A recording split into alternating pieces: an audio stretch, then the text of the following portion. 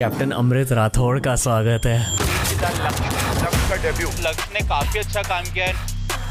Hero बन गए भाई। थैंक यू यार। क्या कहना चाहोगे किल के बारे में? अब जिस घड़ी में ये फिल्म मेरे पास आई है ना, मैं इतना डेस्परेट था काम के लिए कि मुझे इसको सब देना था अपना खून पसीना। देयर वाज अ पॉइंट जहाँ मैं भूल चुका था कि मेरी असली इंजरी कौन सी और नकली वाली कौन सी। आपका कितना डिफिकल्ट सफर रहा है? काफी लंबा वेट हुआ है मेरा टीवी छोड़ने के बाद। सेल्फ डाउट होते हैं आपको अपने आप को लेके, अपने आप से ही सवाल खड़े हो रहे थे। कितने गट्स लगे 30 lakhs पर मंथ सैलरी छोड़ने के लिए? हर दिन थकता था यार। There been days like that where I am just looking up and I am like भगवान आज का दिन निकलवा दे बस। कुछ डर था कि कोई सीन कट जाएगी? पूरी फिल्म का डर था यार हमें लेकिन कुछ नहीं कटा। इवन दैट शॉट और सब दिखाया यार, मजा आ गया। सेंसर बोर्ड वाले भी एंजॉय कर रहे थे। उनको बहुत मजा आया। एक रिस्पॉन्सिबिलिटी भी है कि आप एनएसजी कमांडो का रोल प्ले कर रहे हो। A black cat reached out to me on Instagram saying that this is the most realistic portrayal of a commando I've ever seen because हमें भी दर्द होता है। टोले का सीन पूरे फिल्म की सबसे इंटेंस सीन। जिसकी भी गर्लफ्रेंड या वाइफ है ना, वो डर जाएगा वो सीन देखकर। शूट के वक्त रात को कैसे सपने दिखते थे? एक सवाल किसी ने मुझसे पूछा नहीं है, but I was in a very difficult state.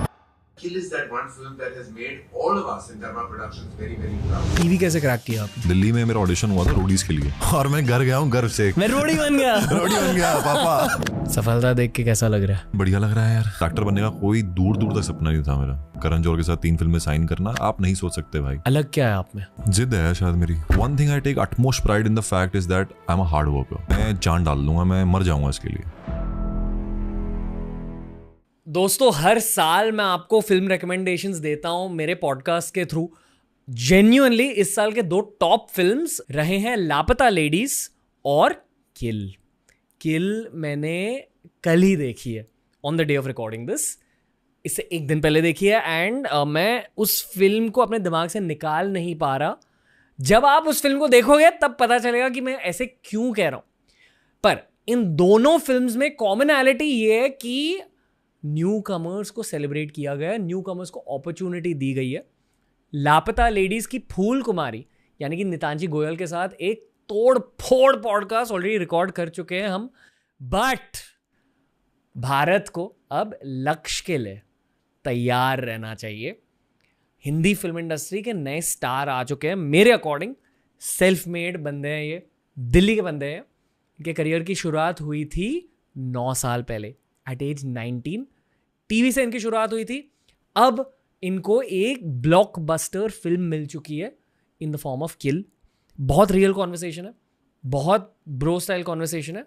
But obviously हमने किल मूवी को बहुत ज़्यादा ब्रेक डाउन किया है। तो अगर आपने फिल्म देखी है, ये वाला पॉडकास्ट आपको बहुत अच्छा लगेगा। बहुत डीप है, बट कीप इन माइंड कि अगर आपने फिल्म नहीं देखी है तो बहुत सारे स्पॉयलर्स भी आपको इस पॉडकास्ट में मिलेंगे। I genuinely believe everyone should go watch Kill क्योंकि eventually 1-2 सालों में ना आप सब किल देखने ही वाले हो। बहुत ज़्यादा वायलेंट, बहुत ज़्यादा ग्रिटी फिल्म है। और आज के ग्रिटी पॉडकास्ट एपिसोड में हैं हमारे भाई लक्ष्य। इट्स लक्ष्य ऑन TRS।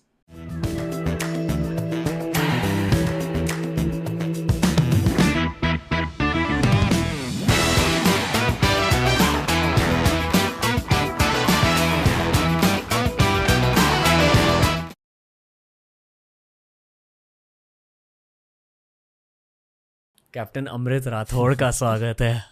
शुक्रिया शुक्रिया शुक्रिया। ब्रो, जस्ट कल ही मैंने किल देखी। अच्छा। I feel bad that just कल ही मैंने किल देखी है।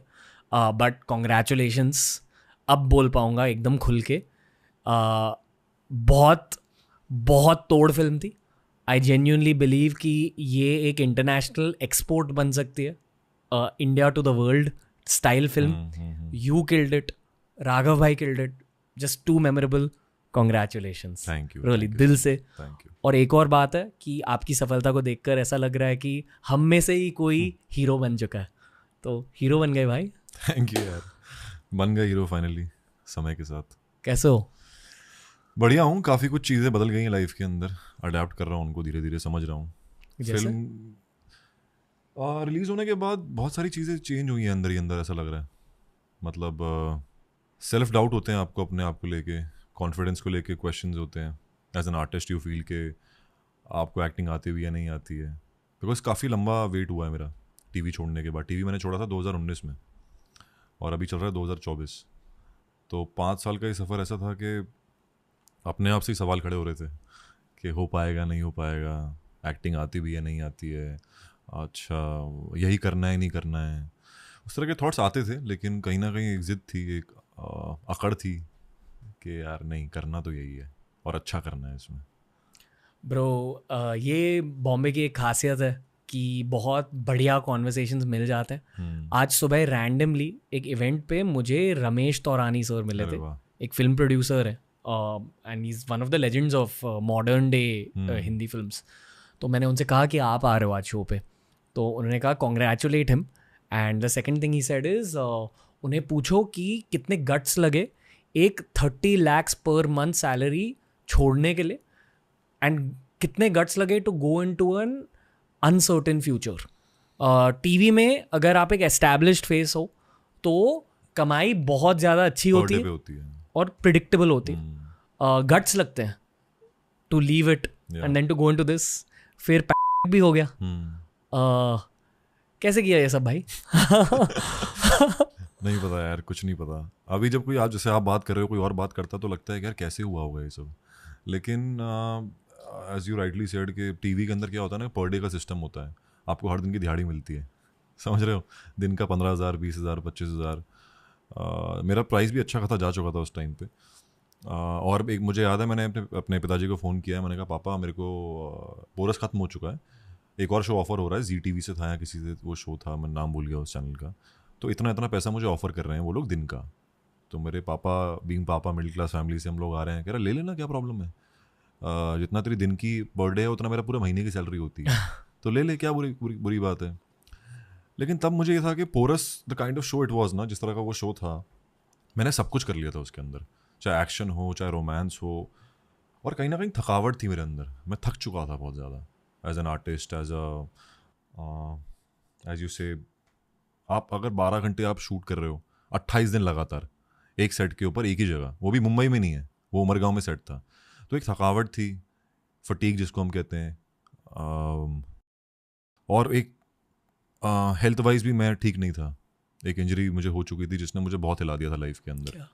क्या मतलब, शो व्हेन आई पोरस ख़त्म हुआ, उसके बाद मैं घर गया, one fine day I just got up in the morning, मैं सुबह उठा तो मेरी जो लेफ्ट वाली आई थी वो ब्लर सी हो गई थी थोड़ी, तो ब्लर हो गई थी, और उसी दिन मेरा ऑडिशन था शानू मैम के साथ, जो YRF की कास्टिंग डायरेक्टर हैं। तो मैंने उनको फ़ोन किया कि मैम मेरे आँख में थोड़ी सी तकलीफ़ हो रही है, तो मैं आज शायद नहीं आ पाऊँ, ये ना आ पाऊँ, कुछ मेरी बातचीत हुई थी उनके साथ।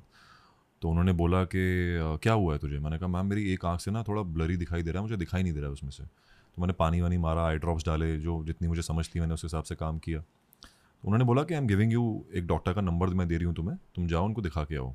तो मैंने कहा ठीक है, जाता हूँ मैं दिखाने के लिए। तो बड़ा फ़नी इंसिडेंट था वो भी। तो मैं गया हूँ, तो उन्होंने क्या है, जैसे वो टेस्ट होता है आई टेस्ट के, अपना अच्छा एक आँख बंद करो फिर पढ़ो, अच्छा ABC 1 2 3 4 वो सब किया, फिर बोला कि राइट बंद करके लेफ्ट से देखो, जिसमें कमज़ोरी थी। तो कुछ दिखाई नहीं दे रहा मेरे को, A नहीं दिखाई दे रहा, A1 नहीं दिखाई दे रहा, 2 नहीं दिखाई दे रहा, एंड इस बोल्ड, बहुत बड़ा बोल्ड लेटर में लिखा हुआ है वहाँ पे। तो उन्होंने कुछ लिखा अपनी डायरी में, ऐसे मुझे देखा, मैं यहाँ बैठा हुआ था, वो बोर्ड था, तो मुझे देखा कुछ लिखा, कहती you come out, step outside. तो पहला सवाल, you stay alone in the city, आप अकेले रहते हो सिटी के अंदर? मैंने कहा हाँ मैम मैं अकेला रहता हूँ। अच्छा पेरेंट्स कहाँ रहते हैं? मैंने कहा पेरेंट्स दिल्ली में रहते हैं। अच्छा तो आपको है ऑप्टिक नेराइटिस। तो मैंने कहा ये क्या होता है मैम?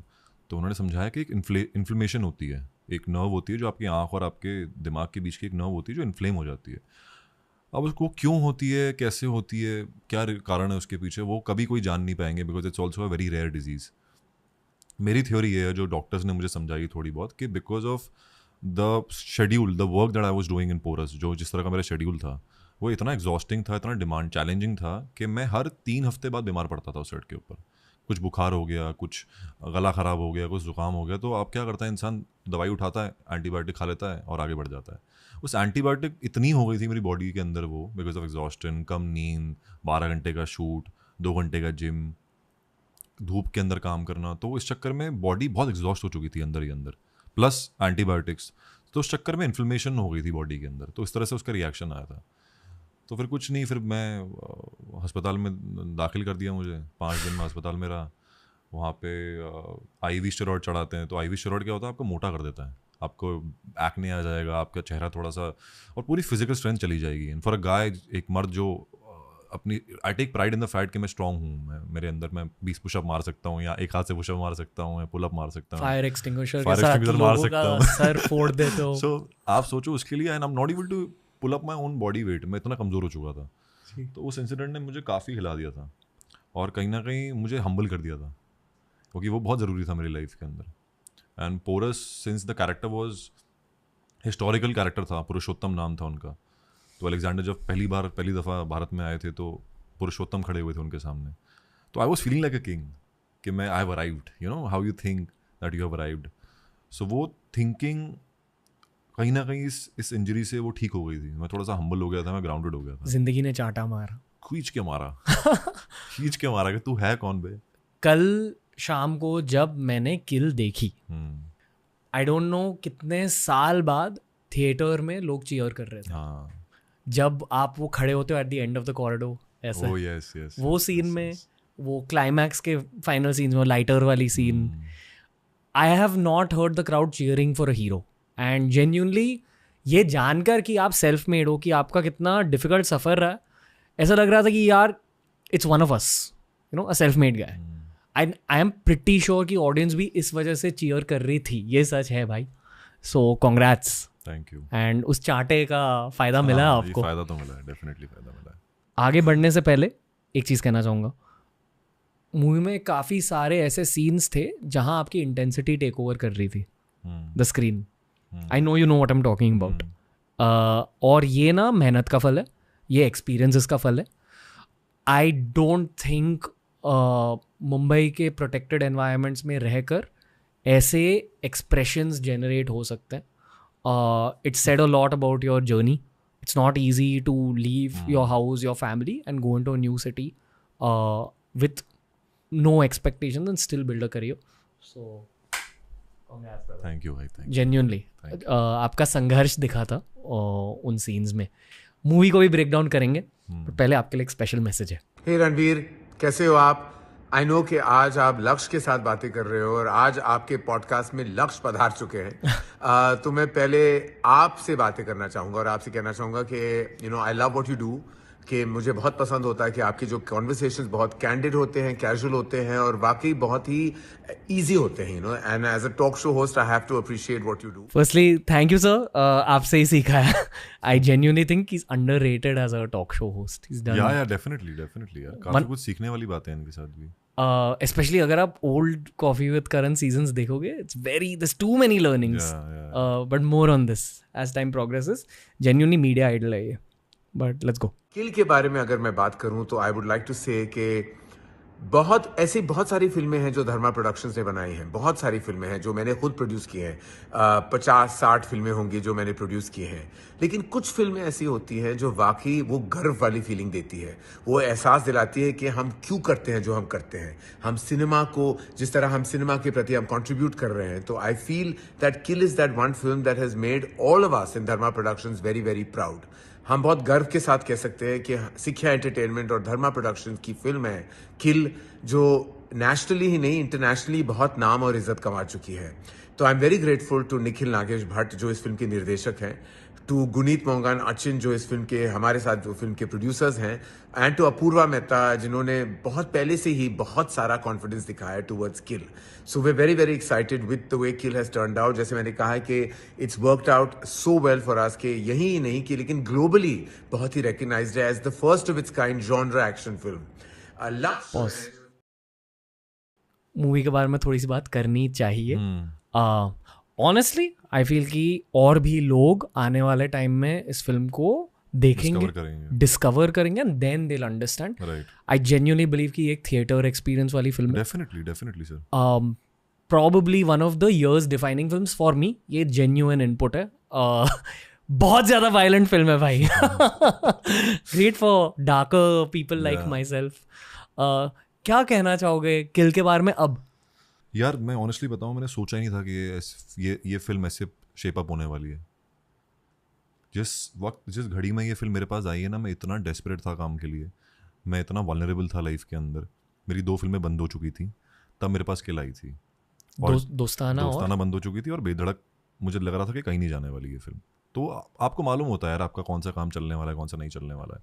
तो उस घड़ी में जिस समय ये मेरे पास आई ना फिल्म, मैं इतना डेस्परेट था कि मुझे इसको सब देना था अपना खून पसीना, जनरली खून। देयर वाज अ पॉइंट जहाँ मैं भूल चुका था कि मेरी असली इंजरी कौन सी है और नकली वाली कौन सी है। इतनी इंजरीज मुझे होती थी प्रतिदिन। तो जब ये फिल्म बन के आई है ना, तो मैं इस बात से गर्व था मुझे कि सिर्फ मैंने ही नहीं, जितने भी लोगों ने इस फिल्म के ऊपर काम किया ना, वो रंग ला रही है मेहनत। वो मेहनत, बिकॉज ये फिल्म के अंदर आप ऐसे नहीं आ सकते कि यार चलो आज शूटिंग है ना, कितने बजे कॉल टाइम है, 7 बजे, हाँ चलो यार 7:15 हो रहा है। नहीं, आपको एक एक बंदे को, चाहे वो टेक्निकल डिपार्टमेंट का हो, चाहे वो हमारे जो आपने फिल्म के अंदर गून गैंग देखी है, राघव की जो गैंग है जिसके 40 गुंडे हैं उसके अंदर, एक एक आदमी ने ना इतनी मेहनत की है, खून पसीना एक करके मेहनत की है इस फिल्म के अंदर। बिकॉज सबके लिए था कि यार ये तो कभी देखा ही नहीं है, कभी सुना ही नहीं है, कभी कुछ किया ही नहीं है, तो एक्सपेरिमेंट है, पहली बार हो रहा है और मेरी तो पहली फिल्म है। तो every day I was working कि शायद कल मेरे पास काम नहीं होगा, शायद ये भी बंद हो जाए, तो क्योंकि 2 बंद हो चुके हैं बेटा लगा रहे, झूठ मत बोल अपने आप से, थक मत। हर दिन थकता था यार मैं, हर दिन मेरी बॉडी ऐसी थी कि यार घर जाना है यार, अभी छुट्टी कर दो, आज कैसे करूँगा। There been days like that where I am just looking up and I am like भगवान आज का दिन निकलवा दे बस। मेरी बॉडी गिव अप बहुत पहले कर चुकी थी। It was just my mind that was telling me कि भाई नहीं है, कुछ नहीं है आगे पीछे। कितने दिन लगे शूट करने के लिए? 70 दिन Okay. और 6 महीने की प्रेप। आपकी बॉडी को क्या हो जाता है 6 महीनों के बाद ऐसी फिल्म करके? बॉडी तो मैं कह तो रहा हूँ आपको कि बॉडी तो होश में ही नहीं होती, बॉडी को नहीं पता है अभी। बिकॉज आप सुबह उठ रहे हो तो मैं पहली बात तो मैं एसी बंद करके सोता था, क्योंकि एसी क्या है ना, थोड़ा लेजी करता है आपको, थोड़ा सा कि आपको लगता है नहीं यार अच्छा माहौल बना हुआ है, थोड़ा और सोते हैं, सो एसी बंद हो जाएगा, पंखा 3 पे आ जाएगा 5 की जगह। So it just like I was torturing my self कि कुछ भी कंफर्ट नहीं चाहिए मुझे अपने आसपास, क्योंकि ये फिल्म थोड़ी सी है जिसके अंदर आपको जान डालनी पड़ेगी। डिस्कम्फर्ट अगर जो दिख रहा है वो आपको फील भी करना पड़ेगा। मैंने अपने दोस्तों से मिलना बंद कर दिया था, I was not meeting my boys only. तो anything that will put a smile on my face I was avoiding that for some reason. Plus I feel की एक रिस्पॉन्सिबिलिटी भी है कि आप एनएसजी कमांडो का रोल प्ले कर रहे हो। करेक्ट। एंड एनएसजी कमांडो, सारे कमांडोस, सारे फौजी generally cut out from the rest. Definitely यार, मेरी मुलाकात हुई थी फौजी के साथ, ब्लैक कैट थे वो भी। हम लोग गए थे मानेसर जहाँ का कैंप है। यार वो लोग ही अलग है, उनकी थिंकिंग अलग है, उनकी सोच अलग है, उनके विचार अलग हैं, जिस तरह से वो बात करते हैं। हम ना एक्टिंग करते हैं कूल बनने की, जो एक्टर्स होते हैं वे try to act cool, they are inherently cool. वो अंदर से कूल हैं यार। वो बोलते हैं, उन्होंने मुझे याद है किस्सा मेरा, एक थे वो रिटायर्ड थे शायद, वो जिन्होंने हमें ट्रेन किया है। जो जज्बा है ना लाइफ के अंदर, मतलब थोड़ा सा लेट हो गए थे, कहीं हमारी मीटिंग थी, तो मैंने कहा सर लेट हो गए आप, क्या ऑल ओके? कहता कुछ नहीं यार, वो झगड़ा हो गया था मेरा रोड पे, 2-3 को पेल के आ रहा हूँ।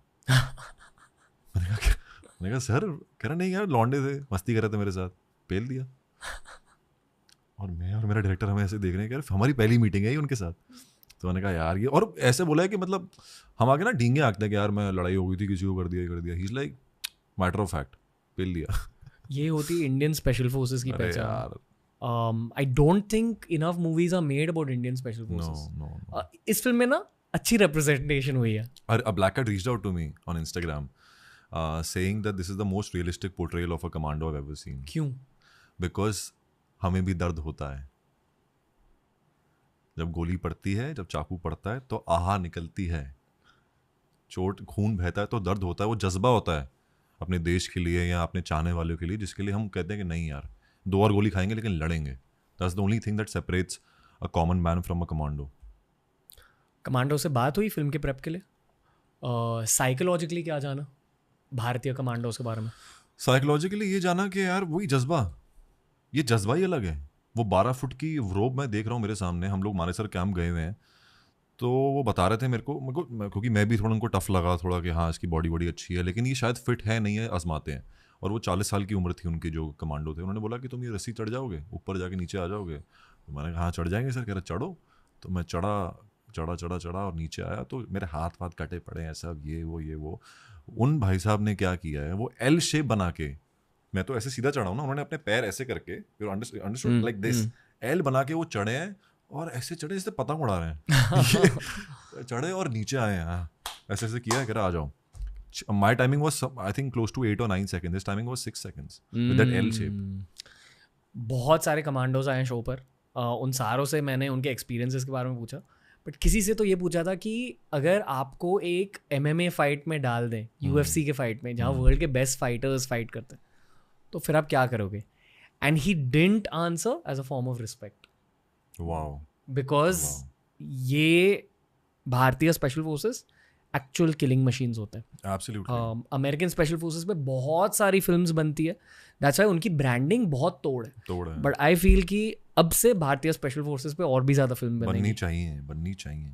जो जज्बा इनके अंदर है, जो करेज है, उसको उनको दिखाना चाहिए यार लोगों को कि किस मिट्टी के बने हैं ये लोग। व्हेन यू कॉल ना, आपको लगता है ना कि एनर्जी आया है, जो एक नाम में वजन है, एक नाम में इज्जत है और एक वैलर है, वो क्यों है उसको दर्शाना बहुत इंपॉर्टेंट है।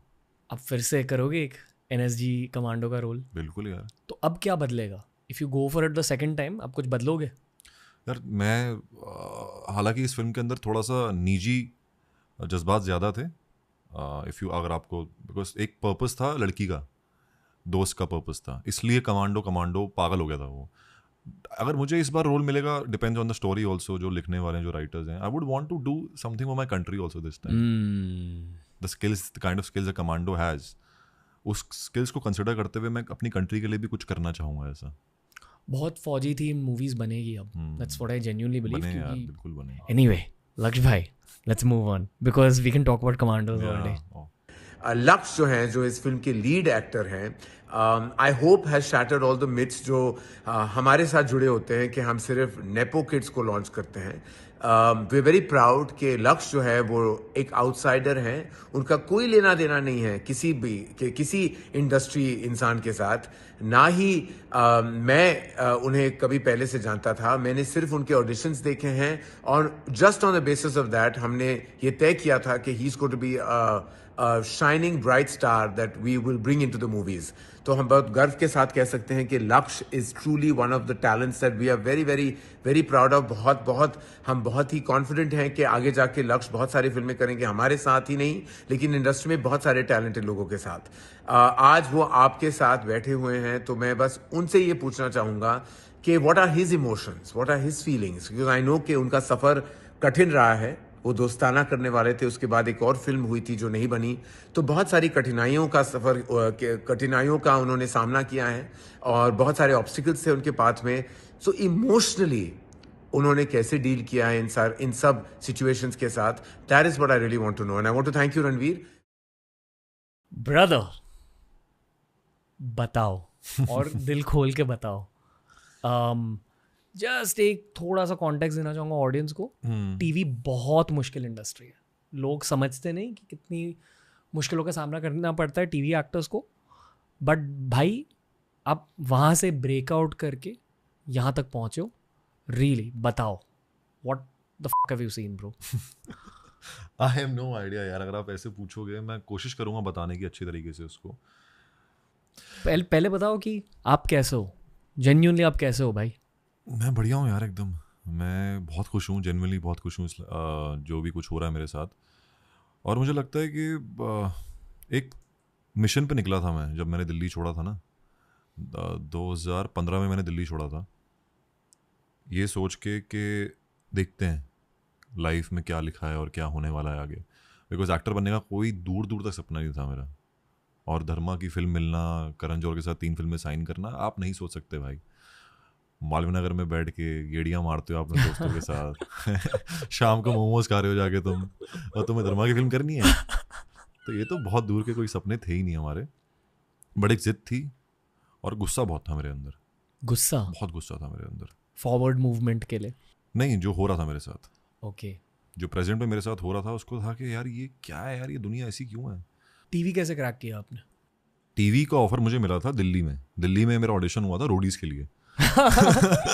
रोडीज के लिए मेरा ऑडिशन नाच कुत्ते नाच, और मैं को बोला नाचने के लिए भाई, जो मेरा ज्वालामुखी जगी है ना अंदर से, मैंने कहा नाच, ऐसे क्यों नाच रहे हो, ऐसे क्यों बोल रहा है यार ये। वो दिल्ली का ठेठ लौंडा उस टाइम पे, तो और लोग हंस रहे थे मेरे ऊपर, बट ठीक था यार, चलो ठीक है। वो ऑडिशन क्रैक कर लिया था मैंने वैसे रोडीज का, और मैं घर गया हूँ गर्व से कि पहली बार लाइफ में कोई अचीवमेंट किया मैंने। मैं रोडी बन गया पापा। तो हाँ, वहाँ से फिर क्या हुआ, फिर सामने से उन्होंने ऑफर किया कि आप रोडीज नहीं करके अगर आपको हम फिक्शनल शो ऑफर करेंगे तो आप करोगे?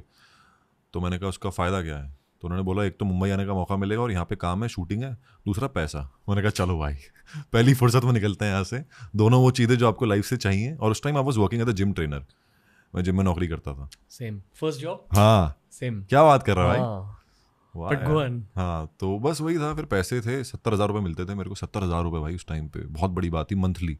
तो 22-20 हज़ार आपका रेंट निकल रहा है, 20,000 रुपये आपका खाने पीने में जा रहा है, 10-12 हज़ार का। और 10-12 हज़ार में बचाता था सीखने के लिए एक्टिंग, कि मुझे एक्टिंग इंस्टीट्यूट में पैसा देना और सीखनी है कला। बिकॉज तब मैंने मालूम किया, तब I was a shit actor that time यार, मुझे एक्टिंग का ए नहीं आता था उस टाइम पे। लेकिन किसी तरह मैंने वो शो किया और उस शो ने मुझे ह्यूमिलिएशन बहुत दी है with popularity it has also given me a lot of humiliation. कौन सा शो था? वॉरियर है, MTV का शो था। Humiliation in terms of I was humiliated to see my own work.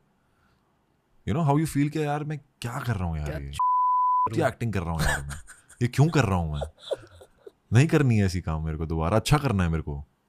तो अवेयरनेस बहुत पहले से थी कि यार अच्छा काम तो करना है, ये नहीं अगर यही करता रहा ना मुझे, मैं सस्टेन नहीं कर पाऊंगा सिटी के अंदर। The context for audiences is, अगर आपको टीवी क्रैक करना है बहुत डिसिप्लिन चाहिए रहता है, बहुत पंक्चुअलिटी चाहिए होती है, टीम प्ले चाहिए रहता है, team mentality, skills. I think लोग ना टीवी की डिफिकल्टी नहीं समझते, and TV actors also paid well after a point, but to reach that point is very difficult.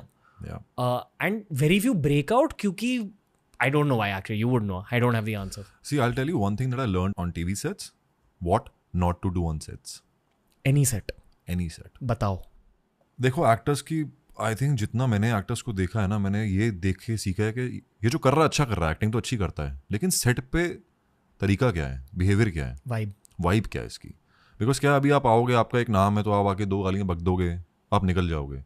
आपके जाने के बाद लोग आपके बारे में क्या बोल रहे हैं और किस तरह से परसीव कर रहे हैं आपको, वो बहुत डिटरमाइन करता है टीवी के अंदर। कहीं पे भी आपके वर्क एथिक्स, आप अगर टाइम पे आ रहे हो, आप 15 मिनट भी लेट आ रहे हो, आप तू तड़ाक कर रहे हो, just because you're a decent actor, you're talented actor, you can't do that.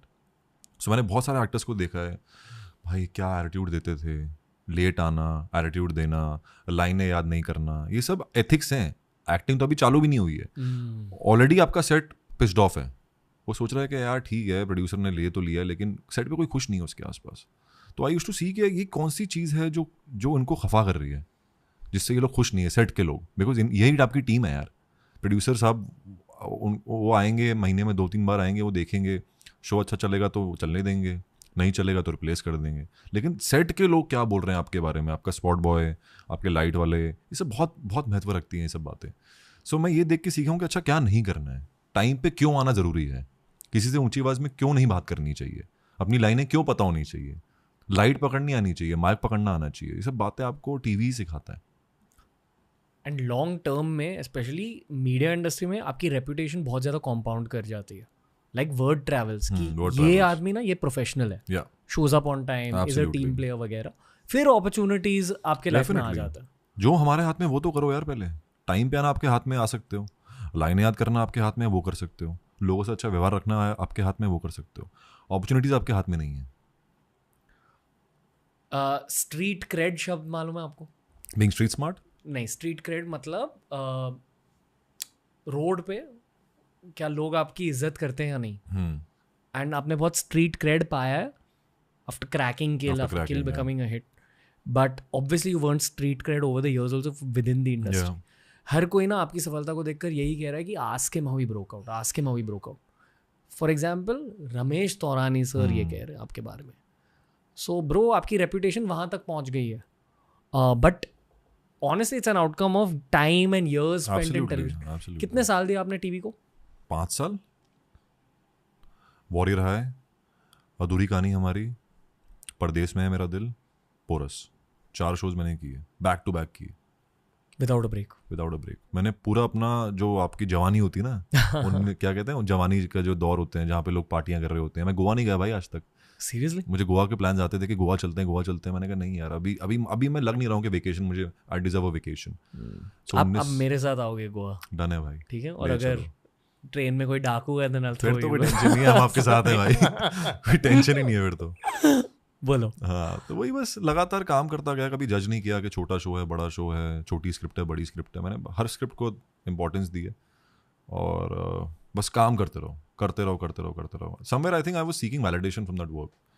It was also making me more and more confident as a human being. And you are becoming a better actor. Better actor also. सोच रहे थे films के बारे में इस phase में? बहुत funny बात है यार ये चीज़। मुझसे पहले ना लोगों ने बोलना चालू कर दिया था मेरे आसपास।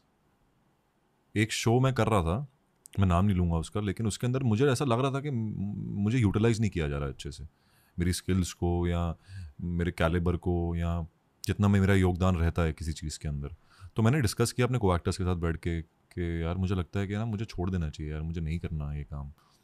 तो उन्होंने बोला कि हाँ यार, देयर वाज एक मेरी बहुत खास दोस्त है मानिनी करके, तो वो टैरो पढ़ती हैं, वो बहुत स्पिरिचुअल हैं। मानिनी डे।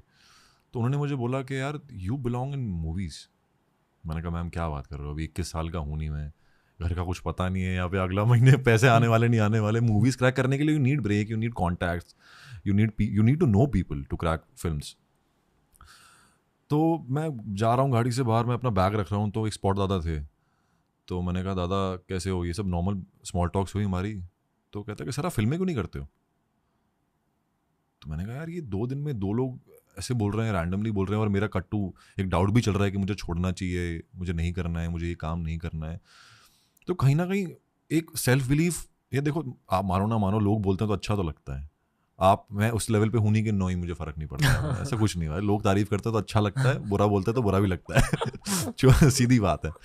तो मैं खुश था उस बात से सुन के, और मैं एक कॉन्फिडेंस भी मुझे मिला कि यार चलो ठीक है, 3-4 आसपास के लोग बोल रहे हैं तो मुझे ये स्टेप लेना भी चाहिए। तो मैंने वो शो छोड़ के फिर दूसरा शो पकड़ा जिसने काफ़ी कुछ चेंज कर दिया मेरे लिए, मेरी लाइफ के लिए। इसी वजह से मेरी फिल्म्स हुई आगे जाके। बट टीवी की दुनिया में से इतने कम लोग ये फिल्म वाली ट्रांजिशन क्यों करते हैं? Like what's the barrier? Approach, मतलब attitude of the person. Okay. TV का क्या है ना कि देखो मैंने भी 4 साल 5 साल टीवी किया है और सबसे बड़ा शो किया टीवी के ऊपर। तो वो गलती किसी की नहीं होती है, वो एक ऐसा इकोसिस्टम बन जाता है आपके आसपास कि आपको लगने लगता है कि आप मिस्टर शाहरुख खान हो या मिस्टर बच्चन हो, ना चाहते हुए भी। आप हर दिन सेट पे आते हो, कुछ एक्टर्स जो 12 घंटे के शिफ्ट हैं वो 6 घंटे के लिए आएंगे, 8 घंटे के लिए आएंगे, बाकी काम ही नहीं करेंगे। तो वो आ रहे हैं और आप दूर से किसी को देखोगे, आप बोलोगे यार ये अप्रोचेबल नहीं लग रहा है बंदा। Whereas I have met mister Shahrukh Khan, I have met mister Bachchan, वो हमेशा अप्रोचेबल लगते हैं आपको कि इनसे कुछ भी जाके बात कर लो, कुछ नहीं बोलेंगे, कुछ भी सीख लो। तो एक आई थिंक एटीट्यूड का फ़र्क आता है थोड़ा सा। एक फॉल्स इमेज अपनी खुद बना लेते हैं हम लोग कि नहीं यार I have arrived now, as I made, I am telling you, I also made that image about myself that I have arrived. But sooner और लेटर लाइक दिया चमाटना लाइफ ने, बोला कि भाई कुछ नहीं है, कोई अराइव नहीं है, कोई नहीं जानता तेरे को, घर बैठ चुपचाप। अपने पैसों के साथ क्या करते थे आप? पैसों के साथ मैं बस सर्वाइव करता था यार। इन्वेस्ट किए? इन्वेस्ट कहाँ, तब तो समझ नहीं थी, अभी समझ आई इन्वेस्ट की। तो समझ कितना था यार, 2-2.5 लाख रुपए मैक्स कमाते थे आप, या 3 लाख रुपए भी कमा रहे हो बॉम्बे जैसे शहर में रहने के लिए, मुंबई जैसे शहर में। तो इंसान की वो फितरत भी तो बढ़ती है ना। 22,000 रुपये पहले बहुत लगते थे, 50,000 रुपये बहुत लगते थे, फिर 2 लाख रुपये भी कम लगने लग जाते थे बिकॉज खर्चे बढ़ते हैं।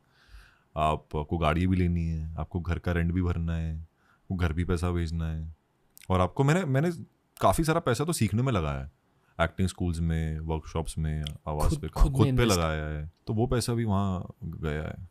जब आपने ट्रांजिशन करी फ्रॉम टीवी टू फिल्म्स, कोई फाइनेंशियल प्लानिंग थी कि यार इतने पैसे हैं 5 साल के लिए मैं सर्वाइव कर लूँगा? नहीं, जस्ट घुसो करो।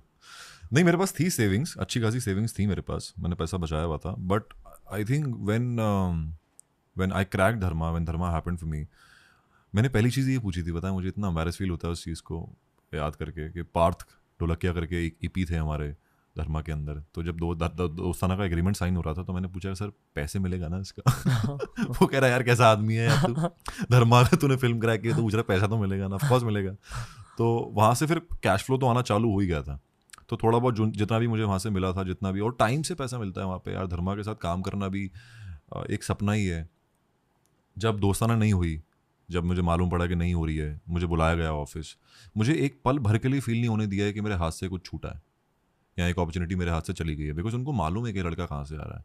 उनको मालूम है कि टीवी छोड़ चुका है, वापस नहीं जा सकता, उन्होंने पूरी जिम्मेदारी ली है मेरी। पैसे दिए? पैसे ये है कि रोके नहीं थे मेरे कभी भी। जो जितना पैसा था, ये फिल्म बंद हो गई अलग बात है, लेकिन जो उसका पैसा बनता है वो उसको मिलेगा। इसकी वजह से फिल्म नहीं बंद हुई है, फिल्म बंद हुई है अलग कारण की वजह से। बट आपने वो वाली फिल्म भी कैसे क्रैक करी? ऑडिशंस दे दोस्ताना? हाँ Just auditioning. शानू मैम के साथ किया था, वायरफ, जो वायरफ की कास्टिंग करती शानू शर्मा, उनके थ्रू मेरी यहाँ पे कास्टिंग हुई है धर्मा के अंदर। वो कैसा है आपकी लाइफ में? वो मेरे लाइफ में है बिकॉज उनके यहाँ पे प्रोसेस होता है आपको इंट्रोडक्शन भेजने का।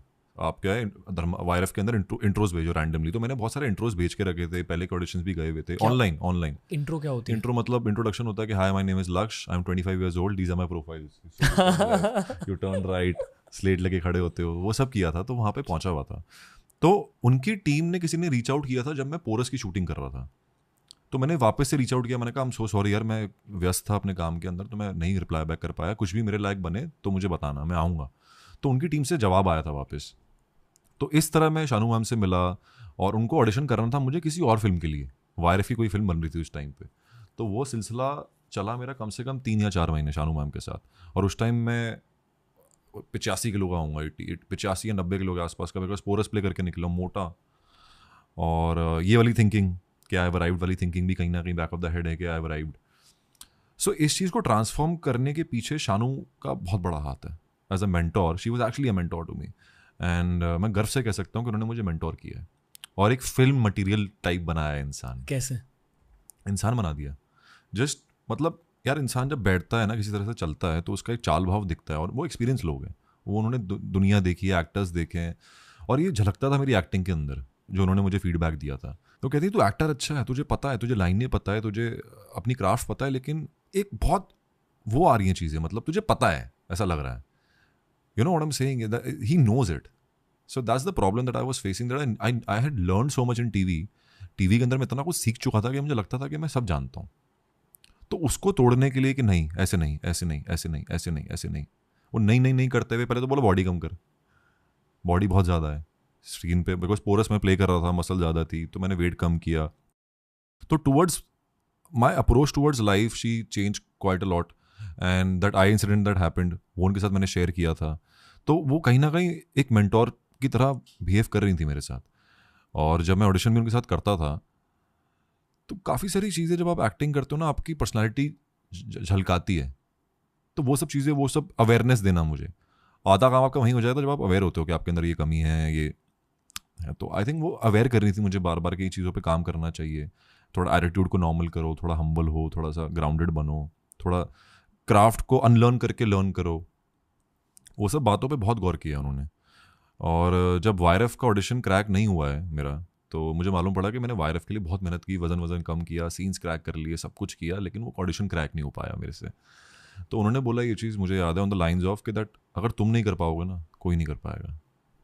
तो उनका ये बोलना मेरे लिए अपने आप में, क्या कहते हैं, एक वैलिडेशन, एक फ्यूल डालना, खाली गाड़ी के अंदर पेट्रोल डाल दिया था मेरी गाड़ी के अंदर उन्होंने। पर फिर भी यार, आपने कैसे क्रैक किया? Because there is a lot of people trying to get opportunities, जिनमें टैलेंट है, जिनमें मेहनत है। अलग क्या है आप में?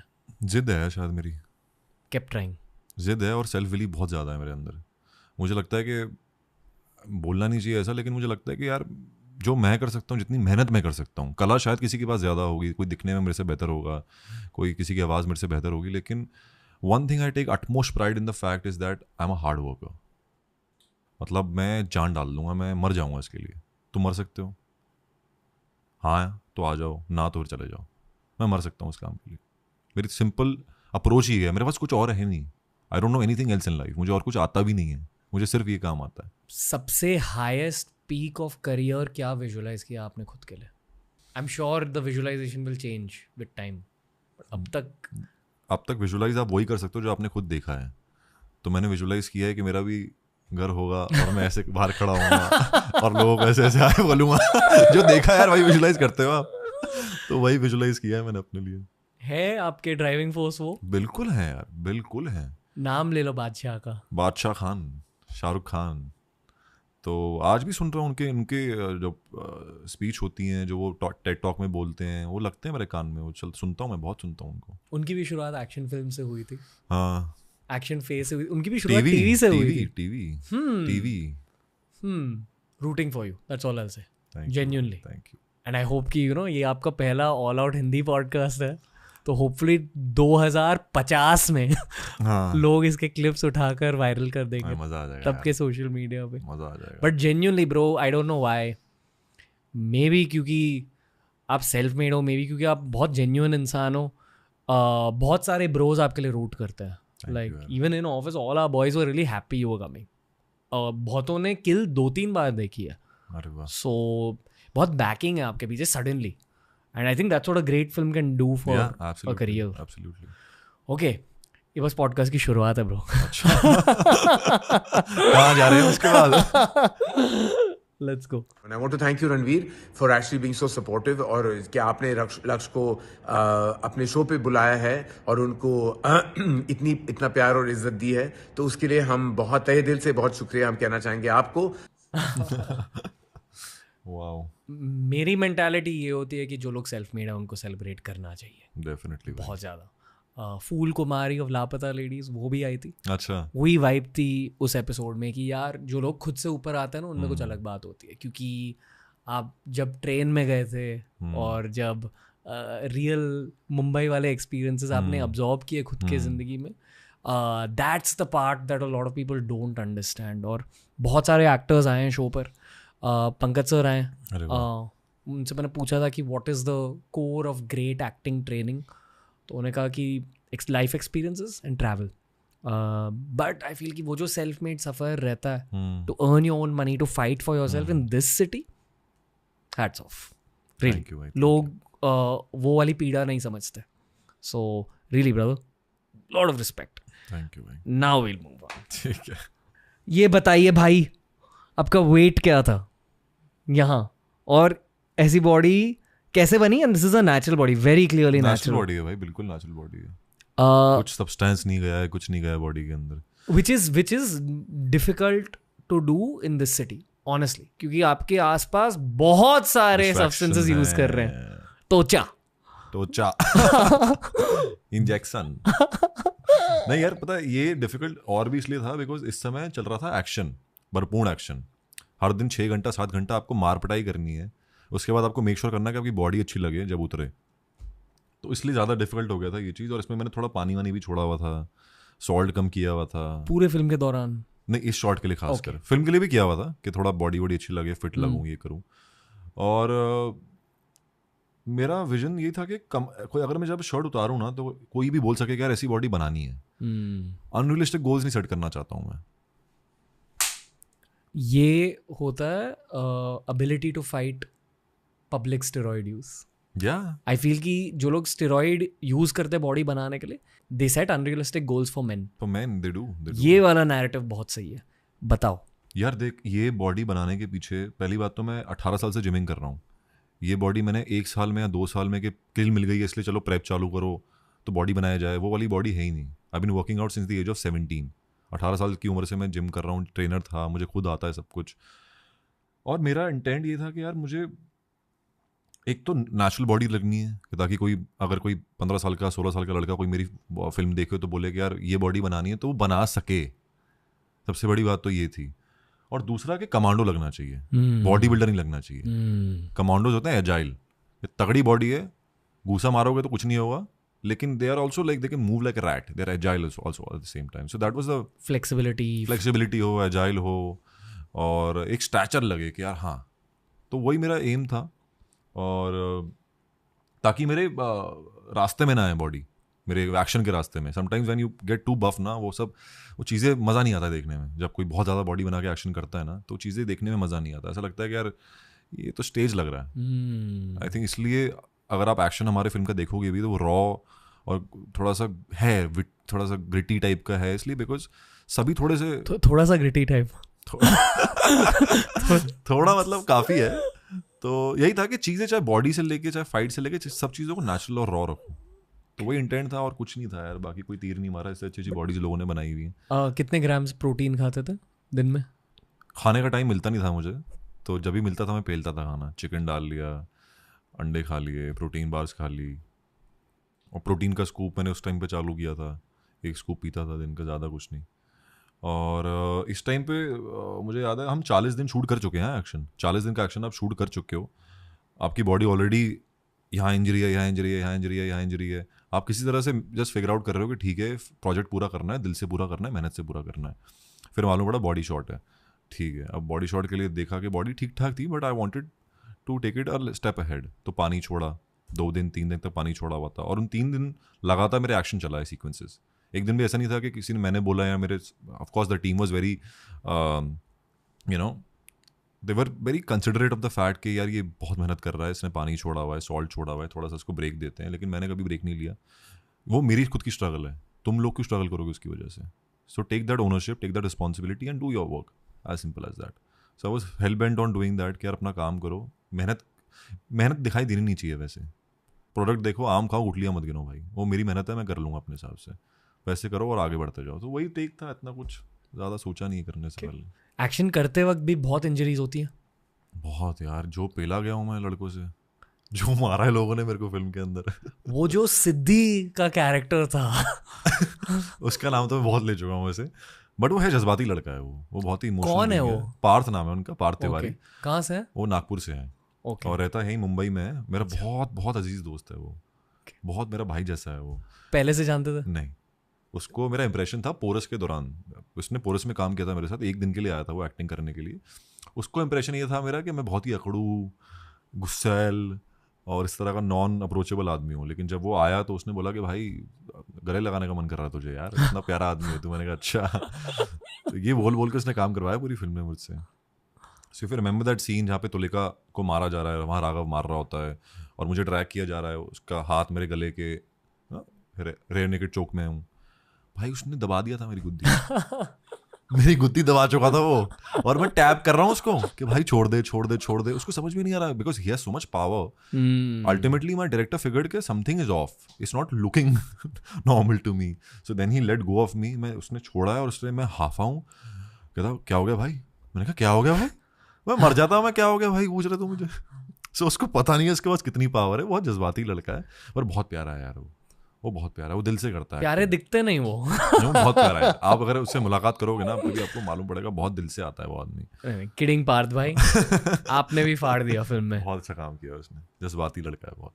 जब हम 90s के फिल्म में देखते थे ना पहले, वहाँ हमेशा ऐसे कैरेक्टर्स होते थे, द मसल गाय। मसल गाय, उनके कैरेक्टर को देखकर बहुत अच्छा लगा। हाँ, डर लगता है उसको देख के यार। हाँ, सही भी लगता है, डर भी लगता है। and you know कि eventually hero जीतेगा, but you want to see how the fight pans out. Very memorable character, I don't know why. Of course. Even यहाँ spoiler alert है, actually बहुत सारे spoiler है। अब तो देख चुके हैं यार फिल्म काफी लोग तो। उनकी डेथ सीन बहुत सही थी, है ना? हाँ, सॉरी सिद्धि पार्थ भाई, but what a creative death scene हो। कि उनको थोड़ा वो ब्रेन हेमरेज हो रहा है हथौड़े की वजह से, और माए मार रही हैं। जज्बात तो वहाँ है ना, दिल वहाँ है। अनप्रेडिक्टेबल क्रिएटिव डेथ, इतनी अनप्रेडिक्टेबल मूवी थी ये। आई वांट टू नो कि डायरेक्टर साहब जो हैं वो कैसे इंसान है। बिल्कुल ऑपोजिट, बिल्कुल ही शांत। अरे यार, जब मैंने पहली बार मुझे बताया गया कि एक्शन फिल्म है, निखिल सर आ रहे हैं, नरेशन करते हैं, तो वो जब आए हैं तो चश्मा लगा के, ग्रे हेयर, एक सोफिस्टिकेशन वाइब के अंदर है, एक ठहराव दिख रहा है बात करते हुए। मैंने कहा एक्शन फिल्म बना रहे हैं सर, अच्छा ठीक है सुनते हैं। फिर जब सुना है तो भाई क्या फटी है वो फिल्म। सुनाते हुए, जब वो सुना रहे मैं ऐसे बैठा हुआ हूँ, और उन्होंने किसी को बताया कि मेरी आंखों में आंसू था सुनते हुए थ्रू आउट, बिकॉज मैं इमेजिन कर रहा हूँ अपने आप को वो सब सिचुएशंस में, वो स्टंट्स करते हुए, वो पेन को। तो और उनका पर्सनल एक्सपीरियंस है सर का, ये जो आपने फिल्म के अंदर देखा है, उनके साथ ये डकैत वाला सिलसिला हो चुका है बहुत पहले। वो कहाँ से? वो यूपी से ही है। उनका जो इंसिडेंट हुआ है बनारस से कहीं, I think, I am not sure, वो कहीं से कहीं point A two point B travel कर रहे थे, तो उस ट्रेन के अंदर ये सब हुआ था उनके साथ। और एक बोगी के अंदर NSG कमांडोज भी थे उस टाइम पे, ऐसा कुछ था, सिमिलैरिटीज़ हैं थोड़ी सी वहाँ पे। तो ये स्टोरी उन्होंने लॉकडाउन में लिखी है, किल की कहानी जो है। डैम ब्रो, उन्होंने इतने क्रिएटिव स्टंट्स सोचे कैसे? बहुत ज़्यादा क्रिएटिविटी थी। मतलब ये शायद one of my life most enjoyable action film थी। और आई am not an out action fan, but पहली बार लाइफ में जब रैम्बो देखी थी, ओरिजिनल रैम्बो, वो वाली फीलिंग रिपीट हुई इस फिल्म को देखने को। लाइक देयर वर मोमेंट्स जहाँ मैं मेरे दोस्त की ओर देखा and we were like bro what are we seeing in a good way, fucked up film but in a great way, in a great way, as a compliment I'm saying that. तो ये जो थोड़ी सी fucked up creativity है, ये कहाँ से आई भाई?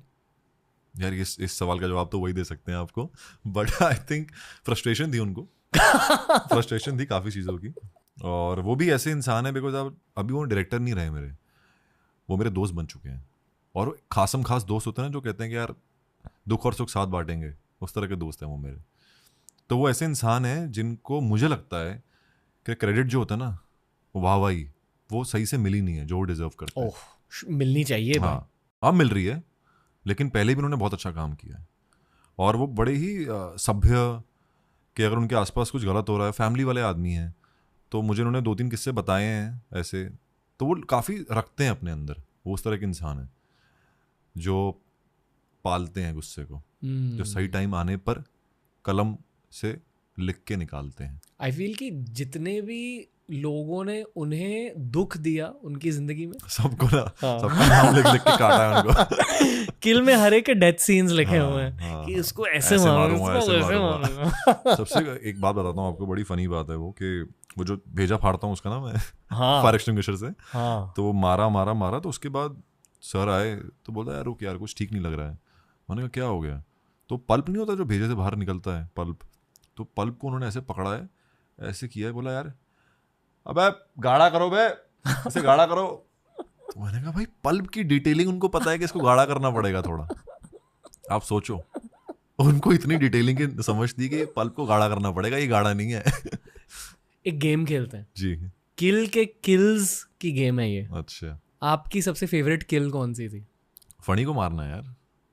Describe कीजिए कैसे मारा? घूंसों से, एंड वाली पेल के, हाँ, मतलब सारी फ्रस्ट्रेशन निकाली है।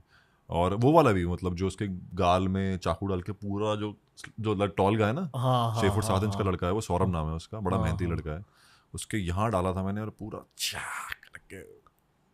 Mind blown. ये सब शूट कैसे करते थे आप लोग? यार शूटिंग का भी मैं बता रहा हूँ, टेक्निकल केस स्टडी है ये फिल्म। ये टेक्निकली जो चीज़ें इस फिल्म के अंदर की गई हैं, आई थिंक इससे पहले नहीं की गई हैं वो सब चीज़ें। तो वाइल फिल्मिंग इट ऑल्सो, इन सब जो टेक्निकल डिपार्टमेंट था, हमारा आर्ट डिपार्टमेंट है, डायरेक्टर साहब हैं, डायरेक्शन डिपार्टमेंट है, लाइटिंग डिपार्टमेंट है, सिनेमाटोग्राफी हो रही है, तो काफ़ी लोगों ने डिस्कवर की हैं चीज़ें सेट के ऊपर। बिकॉज पहली बात तो it's not a very shooting friendly space. एक वर्टिकल ट्रेन है, उसके अंदर आपको लिटअप भी करना है, आपको उसको ऑथेंटिक भी दिखाना है, उसके अंदर आपको एक्शन भी करना है, जज्बात भी दिखाने हैं। तो टेक्निकल विक्ट्री है ये हम सब के लिए। और बहुत सारे लोग, जब मैं ट्रैवल करता हूँ, टोरंटो गया, न्यूयॉर्क गया, तो लोग पूछते हैं कि चलो फिल्म तो अच्छी है लेकिन शूट कैसे किया ये तुमने? तो वो अपने आप में एक बहुत बड़ा चैलेंज था। तो जो भी आप ट्रेन के अंदर देखोगे, जो भी बोगियाँ हैं, जो भी डोर्स हैं, जो भी सीट्स हैं, वो चढ़ने के लिए जो स्टैंड्स हैं, वो सब फ्लोटेबल थे। वो आप निकाल सकते हो, वो उसको आप डिटैच कर सकते हो। It was like a transformer. तो उस तरह से डिज़ाइन की गई थी हमारे पीडी ने, मयूर शर्मा नाम है उनका, उन्होंने बनाई थी ये चीज़। तो सरलता से शूट कर पाए थोड़ी सी। ऑफकोर्स चैलेंजेस थे, लेकिन थोड़ी सी चीज़ें ईजी हो गई थी। और लाइटिंग के मामले में भी अगर आप देखोगे, with every frame, with after every 30 minutes, because हमारी फिल्म में थोड़ी डार्क जोन में जा रही है, ग्रे जोन में जा रही है, तो लाइटिंग भी चेंज हो रही है। लाइटिंग भी थोड़ी सी हल्की हल्की डार्क होती जा रही है, तो ये सब चीज़ें जो उन लोगों ने की हैं, वो बाद में फिल्म देख के समझ में आया। साउंड, जब साउंड देखोगे, स्टैटिक ट्रेन है वो, लेकिन वो जो चलने की फील है, नीचे वो लगा रखे हैं वो अपने जो क्या होते हैं वो, I forgot the word for it, Motors, याद है वो, the Motors kept under the train. और साउंड, जिस तरह से साउंड बारीकी से यूज़ किया गया है, is giving that feel of a moving train. But वो जो स्पेसिफिक किलिंग सीन्स थे, जहाँ आप किसी के मुंह में ऐसे चाकू डाल रहे हो, फाड़ रहे हो, ये एक्चुअली शूट कैसे करते हैं? शूट इस तरह से होता है कि आपको प्रोस्थेटिक, चलो आपने पहले आप गए कैमरा के सामने, आपने ये पूरा एक बार कर लिया, ठीक है, cut. Now the next shot will be that he already has the prosthetic, उसके प्रोस्थेटिक लगा हुआ है यहाँ पे कट का, आपको चाकू यहाँ रखना है और यहीं से रिज्यूम करना है। तो एक बार आपने ये शूट किया, ठीक है। अभी तो सोचो आप, अभी कहानी बढ़ेगी आगे। उसके बाद ब्लड ऐड होगा, खून आएगा। खून कैसे आएगा? पाइप के थ्रू आएगा, कोई VFX नहीं है इसके अंदर, वो सब पाइप आया, यहाँ से पाइप निकलेगा, वो इस तरह से स्मार्टली प्लेस होगा, जिस तरह से जैसी आपके चाकू गया, स्लिट होना चालू हुआ, यहाँ खून छूटा, और टाइमिंग अगर थोड़ी भी आगे पीछे हुई तो वापस से सब दोबारा होगा। तो इसलिए टाइम बहुत लगता था इस चीज़ को शूट करने में। आपका माइंडसेट क्या रहता था जब आप ब्रूटल मर्डर्स कर रहे थे? कुछ नहीं, ब्लैंक, सोचो ही मत, ब्लैंक कमांडो, सोचो ही मत। उद्देश्य बहुत साफ है, मकसद बहुत साफ है। अब देखता हूँ तो लगता है कि अरे यार भाई हटा यार, थोड़ा सा आगे कर इसको। अब लगता है, जेन्युइनली लगता है। मैंने बोला भी निखिल सर को, मैंने कहा सर वो ये वाला थोड़ा ज़्यादा लग रहा है मेरे को। कह रहा बेटा करते हुए तो लगा नहीं तुम्हें अब लग रहा है तुम्हें। शूटिंग करते वक्त हाँ, आपके अकॉर्डिंग सबसे ब्रूटल किल कौन सी थी? मेरे अकॉर्डिंग हाँ, सबसे ब्रूटली जिसको मैंने मारा या किसी ने भी मारा है फिल्म के अंदर? मैंने ही मारा यार सबको। गला काटना, वो पूरा गला, पूरा जो गला तो काटता ऐसा है। हो जाओ। वो रवि नाम है था उसका, देवांग नाम है एक्टर का, देवांग बग्गा। तो उनको जिस तरह से गला काटा वो काफ़ी ब्रूटल था।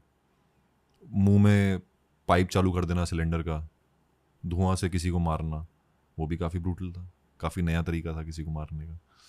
तो थी चीज़ें यार, काफ़ी डार्क चीज़ें थी। एंड टेक्निकली स्पीकिंग सबसे मुश्किल किल कौन सी थी आपके लिए एज एन एक्टर?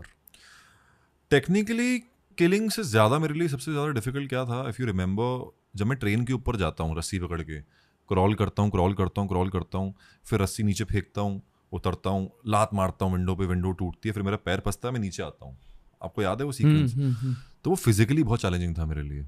आप हार्नेस पे हो, 4 घंटा हार्नेस पे हो और अपसाइड डाउन हो, तो सारा आपका खून सर तक जा चुका है, आपकी बॉडी को स्क्वीज कर लेता हार्नेस ताकि आप कहीं भी जाओ ना।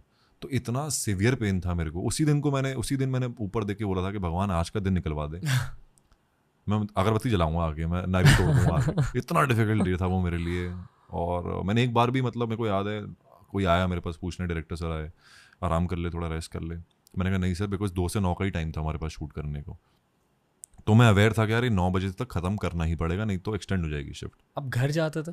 आई थिंक सिर्फ मेरा जिस्म घर जाता था, मेरी बॉडी घर जाती थी, मेरा दिमाग और मेरा दिल यहीं रहता था सेट के ऊपर। थोड़ी वियर्ड क्वेश्चन है, हाँ, बट शूट के वक्त रात को कैसे सपने दिखते थे? बहुत ख़राब। भाई क्या सवाल किया यार आपने, कैसे मालूम पड़ा आपको ये? आई मीन आप bro you were fully immersed, तो आई एम श्योर कि like it must have been psychologically difficult. सवाल किसी ने मुझसे पूछा नहीं है, मेरा मन बहुत था किसी को बताऊं इसके बारे में, but I was in a very difficult state. I never felt that I M asleep. मुझे शूट के दौरान, specially in the second half, जब मेरी प्रेमिका मुझसे जुदा हो चुकी है, मैं सो ही नहीं पा रहा था। सोया भी हूँ तो सपने पता क्या आ रहे हैं कि मैंने आज शूट पे किसको मारा है, कैसे मारा है, कल ऐसे होगा, कल वैसे होगा। I was not able to sleep properly. मतलब कुछ अच्छा नहीं लगता था। I was only watching cinema that will put me in a certain zone. इस तरह का सिनेमा देखना जो आपको हंसाए ना, खुश ना करे ज़्यादा। शर्नोबिल देख रहा था उस टाइम पे। शर्नोबिल देखकर ना आपको लगता है कि आपको खुद कैंसर हो गया। एग्जैक्टली। शर्नोबिल देख के मुझे प्लेजर मिल रहा है, पता नहीं खुशी हो रही है। मुझे लग रहा है कि यार अच्छा ये डिफिकल्ट है, it's not pleasurable like that, but it's like it is, why is it making, why am I watching this, it is not comfortable to watch, why am I watching this right now. Similar thing happened with my film also, कि आज आपने पूछा कि कभी लगा नहीं कि आप इतना ब्रुटैलिटी से किसी को मार रहे हो, नहीं कर रहे हो। आप बहुत प्यारे इंसान हो वैसे। आप कमिट कर चुके हो यार, अभी आपको करना है। सो सपने काफ़ी ख़राब आते थे, अच्छे तो कभी नहीं आए हैं मुझे। और कभी ऐसा लगा नहीं कि नींद पूरी हुई है। हमेशा सुबह उठते ही यहाँ आई बैग्स हैं, पफी आइज हैं, आंखें लाल हैं, हर दिन। रोए? बहुत रोता था मैं। क्यों? रोना सेट पे कह रहे हो, शूटिंग के दौरान या वैसे? जो भी ब्रो। हाँ वैसे तो रोते ही हैं यार, बिल्कुल। मैं अभी 1 हफ्ते पहले रोया हूँ अपनी बेवकूफ़ी के ऊपर। ऐसे ही इंसान कर देता है चीज़ें, उसके बाद समझ में आता है कि क्यों ही किया है यार।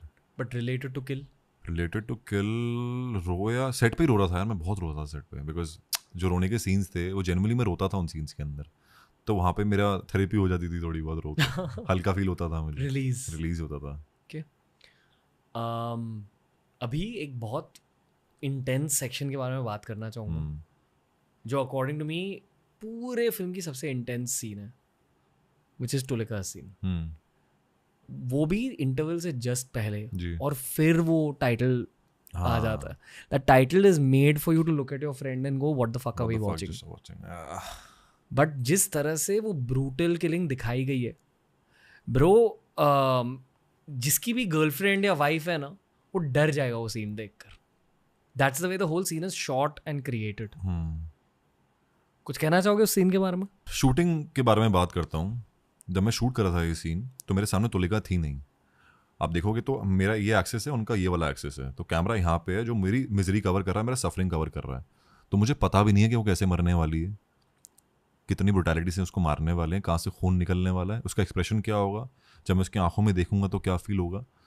सो शूटिंग एस्पेक्ट से मुझे नहीं ज़्यादा आइडिया था कि इस तरह से ये होने वाला है. तो मुझे याद है जब तुलिका का पार्ट शूट हो रहा था, तान्या का जब पार्ट शूट हो रहा था, उसको दिखाया गया था मेरा पार्ट कि किस तरह से लक्ष्य ने सफ़र किया है.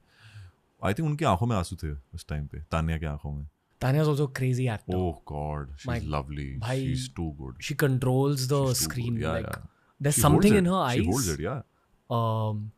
She's too much power in her. Too much power in her eyes. Power in you and power in Raghav as well. Hmm. And the film is a hit because of the three of them and Ashish sir and everyone. Yeah, everybody. But the casting for this film was exactly spot on. feel इससे the अच्छी same. casting मैंने शायद नहीं देखी है in recent times. I Accordingly, agree. हमेशा ऐसा लगता है कि नहीं, someone else should have played. This film was crazy. क्या लगता है देखकर भाई? क्या लगता है इसको देख के? किसी के साथ ना हो ऐसा. पहले तो ये लगता है कि ऐसा किसी के साथ होना नहीं चाहिए. आई थिंक यही मेरा ड्राइविंग फोर्स था यार पूरी फिल्म में.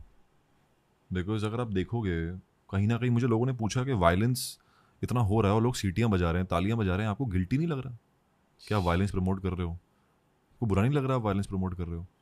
तो मेरा कोई जवाब होता नहीं है इसके लिए, क्योंकि हम सबका कहीं ना कहीं जो लड़के होते हैं ना, एक सपना, तो सपना नहीं बोलूँगा लेकिन एक वो खुली आंखों से हम सपना देखते हैं कि अगर तो तुमने मेरी फैमिली को छुआ या मेरी गर्लफ्रेंड को छुआ तो मैं बेटा छोड़ूंगा नहीं तेरे को. तो वो कह दो. हाँ.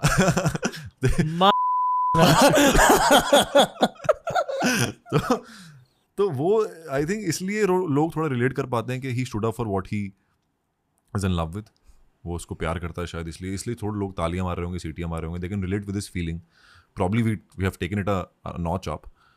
तो मेरा कोई फीलिंग एज सच, मैं बस यही चाहूँगा ऐसा किसी के साथ हो ना, लेकिन उसके अलावा मेरी कोई और कोई फीलिंग, मैं इतना अटैच नहीं किया सीन के साथ अपने आप को, बिकॉज ऐसा कुछ हुआ नहीं मेरी जिंदगी में और ना ही मैं चाहूँगा ऐसा कुछ हो.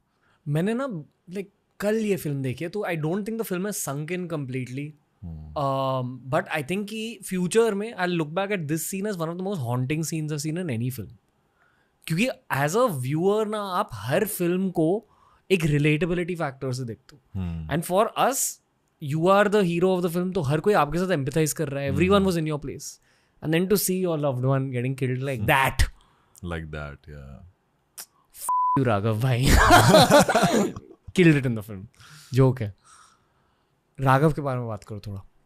मतलब जिस तरह से उन्होंने वो स्लाइमी कैरेक्टर प्ले किया, ऐसा लग रहा था कि रियल लाइफ स्नेक है स्क्रीन.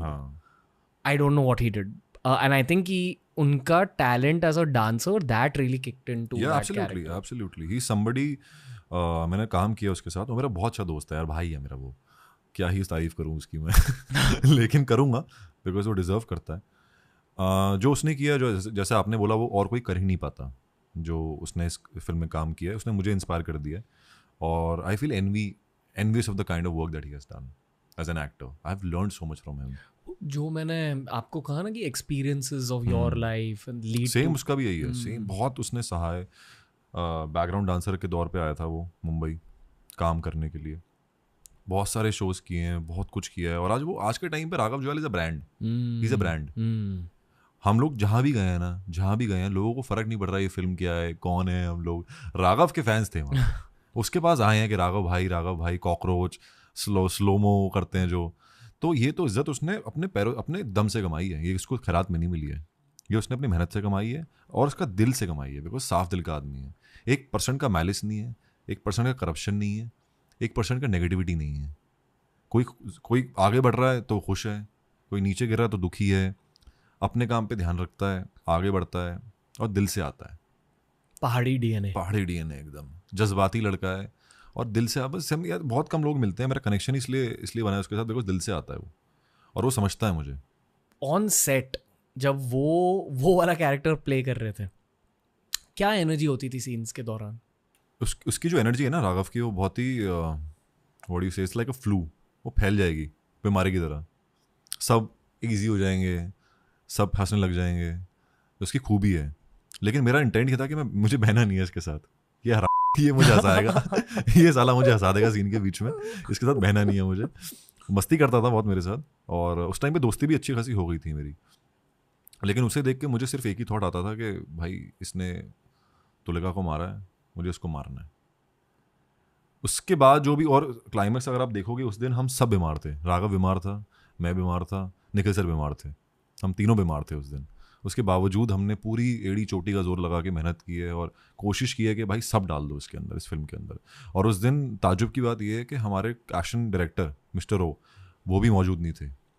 उनके कुछ कमिटमेंट्स थे जिनके चक्कर में उन्हें जाना पड़ा, तो ये सब हमने खुद किया था मिलके। कौन है एक्शन डायरेक्टर? मिस्टर ओ और परवेश Sheikh. So Mr. O was he was a part of Snowpiercer and Avengers also to an extent, and he was a part of War also, जो YRF की फिल्म थी। उनकी स्टोरी क्या है? उनकी स्टोरी पता नहीं किसी को यार, बताते नहीं है वो। हमने पूछा उनसे, बस आ जाते हैं और वायलेंस क्रिएट करते हैं। एक वायलेंस क्रिएट करते हैं। The most non violent guy you can ever meet in your life. Extra humble, झुक जाएंगे। और उनको कोरियन आती नहीं है, तो उनके ट्रांसलेटर थे, तो उनसे हम बातें करते थे।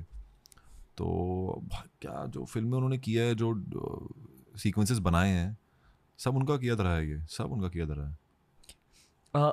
ये जब आप देख रहे हो स्क्रीन पे, लेफ्ट साइड पे राघव भाई की पुरानी फोटो है। इज ही द सेम गाय?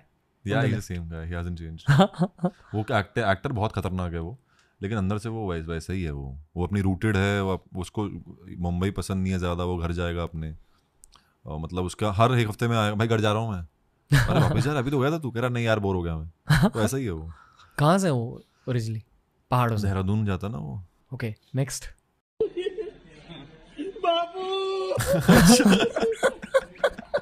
दस पार्थ यार, पार्थी है ये। कौन बना रहा है यार ये सब? There's a lot of memes around kill. Partha यार मेरा भाई। कोई हंसा इस सीन के दौरान? नहीं यार, हमें तो नहीं हंसी आई। चलो, actually everyone was involved. Okay. नहीं, लाफ्टर मैंने ऑडियंस से सुने थे, जो लोग देख रहे थे। मैंने कहा हंस क्यों रहे यार, उसका बाप मरा यार, हंसो मत। There were lots of moments जहाँ ऑडियंस हंस रही थी। Out of the what the fuck are we watching? Yeah. Okay, next.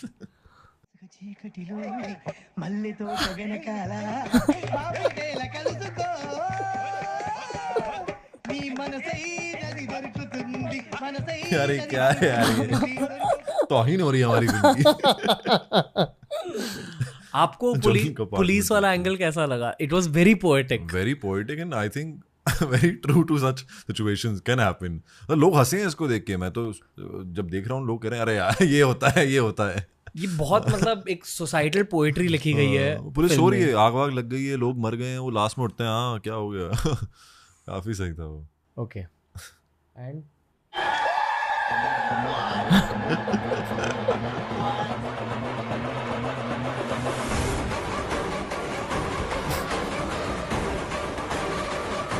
Speed has gone mad.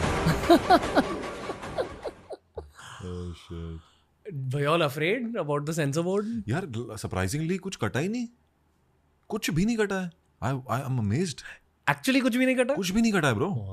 वो काटा बिकॉज ड्यूरेशन कम करना था फिल्म का, थोड़ा सा उसको क्रिस्प करना था, but not because the violence और गोर। कुछ डर था कि कोई सीन कट जाएगी? पूरी फिल्म का डर था यार हमें। पूरी फिल्म का डर था हमें कि कुछ ना कुछ तो कटेगा, लेकिन कुछ नहीं कटा। इवन दैट शॉट, उसका भेजा वेजा दिखाना, गर्दन कटा हुआ, सब दिखाया यार, मजा आ गया। सेंसर बोर्ड जिंदाबाद। आई थिंक सेंसर बोर्ड वाले भी एंजॉय कर रहे थे कि बहुत मजा आया था। Bro what the f you watching? हमने पहला आज ताज्जुब की बात थी यार। ओके लक्ष्य भाई, almost at the end of the episode. आपसे एक थोड़ा पोएटिक सवाल पूछना है आपको जी। Does captain Rathore survive? Okay. क्या आपने डायरेक्टर से भी इसके बारे में पूछा है? यार हमारी बात हुई थी उस सीन के दौरान जब राघव बोलता है, फणी बोलता है कि रक्षक नहीं हो तुम, राक्षस हो। उसके दौरान हमारी बात हुई थी, तो मुझे लोगों ने बोला कि यार तू जवाब दे कुछ सामने से, you are the good guy, you are the quintessential hero of the film, कुछ जवाब आना चाहिए। तो मेरा टेक बहुत क्लियर था कि नहीं, ये बंदा डिजर्व नहीं करता आंसर, फणी डिजर्व नहीं करता आंसर। जिस तरह से इसने मारा है मेरी गर्लफ्रेंड को और मेरे दोस्त को, उसके बाद मैं इसको लायक नहीं समझता कि ये मेरा जवाब डिजर्व करता है, तो मैंने इसको मारा है उस तरह से। उसने बोला है, तो वो बाहर निकलता है ट्रेन से, वो उसको मिलता है अहाना को, जो तुलिका की बहन है, उसके साथ इंटरेक्शन होता है थोड़ा बहुत, और आके बेंच पे बैठ जाता है और वो वापस से हेलुसिनेट करता है और देखता है कि तुलिका उसके साथ में बैठी हुई है। तो आई थिंक बहुत बड़ा वर्ड है, लेकिन एक जिंदा लाश जब होती है ना, कि जिंदा है वो लेकिन वो लाश है इस टाइम पे तो अभी लाश है। वो प्रोसेस नहीं कर पा रहा है कि क्या क्या हुआ है उसके साथ, अमृत के साथ। इसलिए मुझे लगता है कि वो जिंदा तो है लेकिन वो जिंदा नहीं है, वो अभी है नहीं स्टेट में। वो आएगा eventually when he will sit down, थोड़ा PTSD हुआ है, अभी बैठेगा, बात करेगा, थेरेपी लेगा, थोड़ा तब काम होगा। लेकिन right now if you ask me right now, I don't think he is in senses, he is a loose cannon, he has gone berserk, और वो उभर नहीं पाएगा इस लॉस से कभी भी, आई थिंक। क्या किल की सीक्वल बनेगी?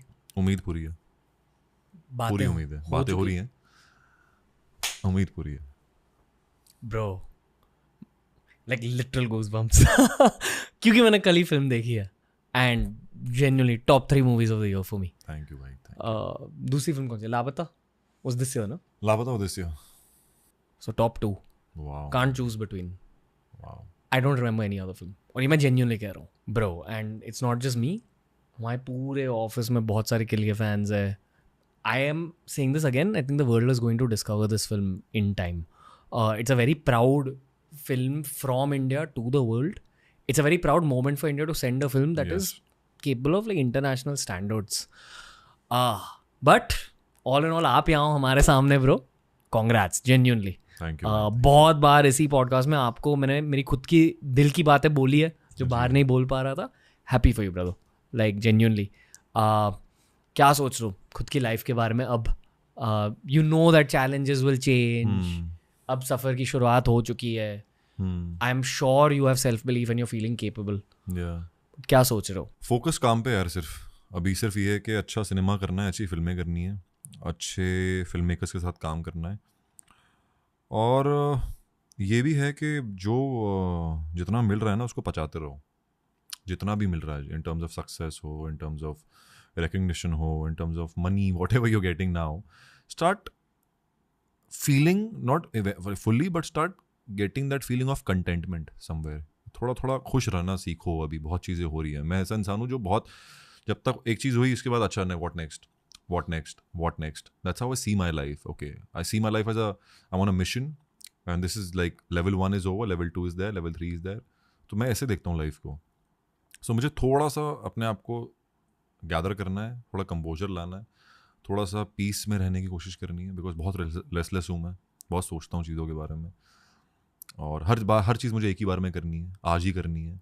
तो उस पर थोड़ा काम करना है, ठहराव लाना है थोड़ी लाइफ में। थोड़ा बहुत आ चुका है लेकिन और संघर्ष चालू है, उस पर काम करना है। सफलता देख के कैसा लग रहा है? सफलता देख के बढ़िया लग रहा है यार, वैलिडेशन मिल रही है एज एन आर्टिस्ट, खुशी मिल रही है।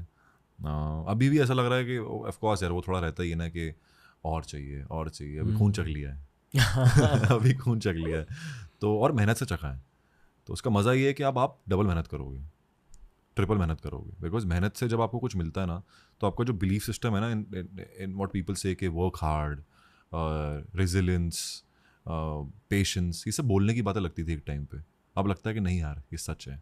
ये सब चीज़ों पे टेके रहोगे ना, बेसिक्स हैं लाइफ के अंदर, ये वर्क करते हैं, सूनर और later it will all translate. It doesn't matter अगर आप मुंबई में हो, दिल्ली में हो, MP में हो, UP में हो, अगर आप जहाँ पे बैठे हो आप पेशेंस रखोगे, मेहनत करोगे और सिर्फ ये मानोगे ना कि तू कर सकता है, आप कर लोगे। Simple as that. लक्ष्य भाई, captain Rathore, waiting for the sequel, Yes bro, waiting to see your further guaranteed rise.